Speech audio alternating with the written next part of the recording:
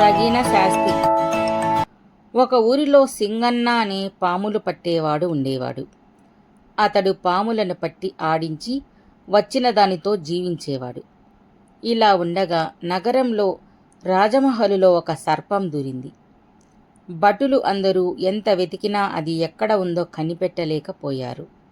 ఆ పాము అప్పుడప్పుడు కనిపించి ఎక్కడో దాక్కునేది. మహారాణి చిన్నపిల్లలు ఉన్నారు. కోటలో కూడా చాలామంది చిన్నపిల్లలు ఉండేవారు. వారు ఆడుకుంటూ ఉండగా పాము వచ్చి బుసకొట్టింది. వెంటనే భటులు పట్టుకోవడానికి వెళ్ళగా తప్పించుకుని దాక్కుంది.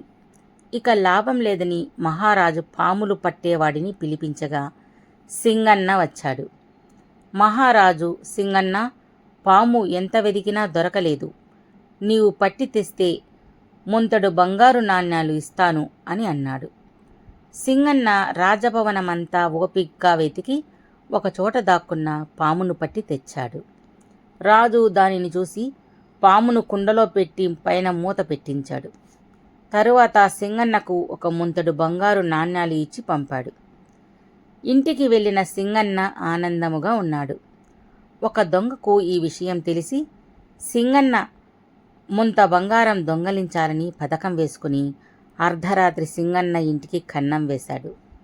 సింగన్నకు మెలకువ వచ్చి భార్యతో, ఏమే, ఏదో శబ్దం వినిపించింది, బంగారమంతా నల్లకుండలో పెట్టావా అని అడిగాడు. అతని భార్య నిద్రలో ఊ అని అంది. సింగన్న నిద్రపోతున్నట్లు పడుకున్నాడు.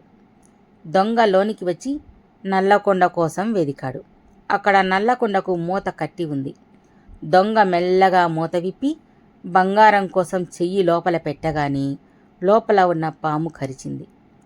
సింగన్న లేచి దొంగకు విషం విరుగుడు ఇచ్చి కాళ్ళు చేతులు కట్టి ఉదయం రాజుకు అప్పగించాడు.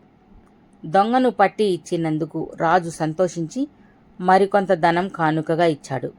సింగన్న ఆనందంగా ఇంటికి వెళ్ళాడు.